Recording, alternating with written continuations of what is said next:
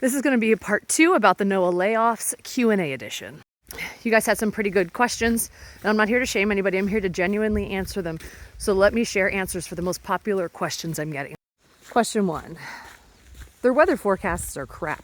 I trust my local news station or my weather app more. Where do you think that data comes from? Who do you think is the organization that maintains all the locations that collect weather data? Who do you think runs the forecast models that they are publishing?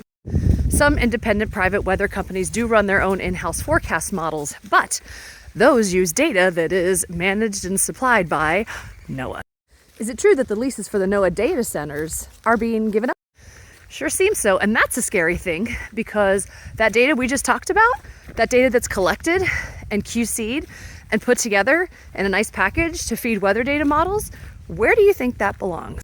Where do you think that GFS forecast you get in your nice weather app or that the news shows comes from? Where is that housed? Where is that run? Having it go away entirely would be an incredibly bold move, but one that you really can't put out of the picture right now. Odds are it's going to be given to a private company. Probably old musky boy wants it himself. Can't wait to see what that's going to cost.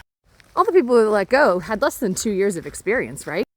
Incorrect. That just means that their most recent contract or agreement was less than 2 years old. Dr. Brunt was let go, who has 25 years of experience and has done 15 Antarctic missions. She spent a lot of that time in temporary assignments and on contracts and just finally became a full-time employee after all her service. So what's the big deal about having to pay for weather data anyway? Can you afford another subscription right now? Not only may you have to pay to just understand what your forecast is going to be, to understand if it's going to rain or not, but what about knowing if you have a tornado risk today, or if there's a hurricane approaching, or if you have flood risk today? Tornado warning issued, pay $5 now to find out where. Not only that, but research is showing year after year that people who aren't as privileged actually have more fatalities in weather events than those who are well off. People of color are more likely to die in a severe weather event than white people. And I know our National Weather Service and all of our organizations within NOAA, we're working really tirelessly year after year, and I went to a great talk on it this year about how we can change some of that. What can we do better? What can we do differently?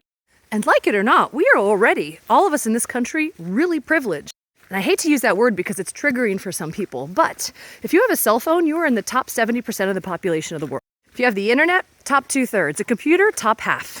If you have any subscription streaming service, you are in the top 10 to 20% of the world. That is a lot of people in this country, and yet we are having a hard time buying homes and affording groceries. Can't we just rely on the Euro model or other organizations? Negative Ghost Rider, because one, we already have to pay for those. You see, there's kind of this understanding in the meteorological community that what your government provides, you kind of get for free, but if another government wants that, you have to pay for that. So if you subscribe to any service that uses the Euro model, uses the Canadian model, they are paying for that. Not only that, but it's the National Weather Service that actually maintains our network of sensors that sends our radio sondes up into and launches them to collect weather data. A lot of that is done by the National Weather Service. If that goes away, we lose data points, and the data quality, no matter who's running the model, is going to absolutely suffer. The last question. It's just weather. How bad can this really be? Ooh, really bad, because almost every industry needs weather data. This goes beyond watches, warnings, floods, hurricanes, tornadoes, your generic forecast. Almost every single industry in our country relies on meteorological data, which is why they want to privatize it, because it affects everything. You see, the only industry that maybe could get away with it is like medical, but once you bring supply chain into there, now they have problems too, not to mention how emergency rooms are going to fill up when you have more people getting injured in natural disasters because they didn't know.